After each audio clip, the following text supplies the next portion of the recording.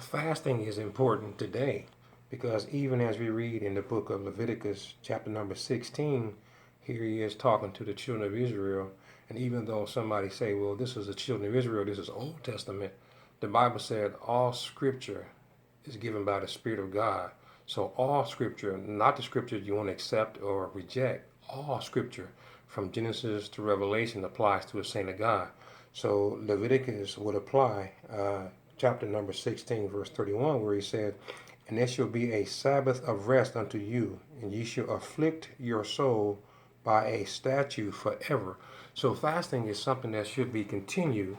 It is not something you choose to do. Now, that is a very key word, choose. So we have to know, when do I fast? What kind of fast do I go on? A lot of us will say, I want to fast. You don't just randomly want to fast. The Lord has to place it in your spirit. And we don't fast for cars, clothes, houses, or jobs. We fast for a reason. Now the disciples, Jesus' disciples and John's disciples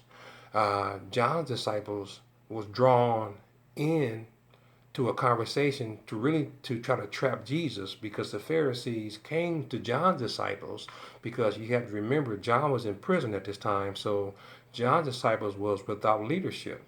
So the Pharisees took advantage of John's disciples by looking at Jesus' disciples in comparison.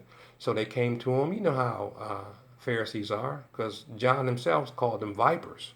So, and viper is a snake. And you see a snake that confronted Moses. You see a snake who confronted Eve. So wherever there's a snake, there's going to be something that's trying to beguile or mislead you. So the disciples was misled by the Pharisees, and they confronted Jesus. And John's disciples, because they didn't have leadership, they bought into it. But anyway, Jesus corrected them and let them know that as long as I'm with you, you don't need to fast. But there's coming a day where I will depart from you. So I want to bring this session to an end, but I do want to recommend that you go on my YouTube page. I have a longer session concerning fasting. And I just want to let you know that the reason for fasting. Here's a couple of questions. Why did Jesus fast? Why do we fast? Is the church still required to practice fasting? Are we practicing disobedience if we do not fast? How do you know when to fast and what type of fast? How to know when it's time to fast? Well, Isaiah tells us. Jesus says, "Is it such a fast that I have chosen?"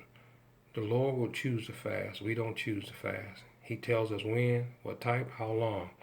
If the Lord say fast until 5 o'clock, you don't go until 4:30 and say, "Oh Lord, I can't take it no more." If you don't sacrifice, for obedience is better than sacrifice. If you don't sacrifice the time and fast the full duration, will God accept the fast? That's the question a lot of us ask. How do I know if God accepts my fast? So we're going to touch on some of these things next session. Matter of fact, we have quite a bit to cover.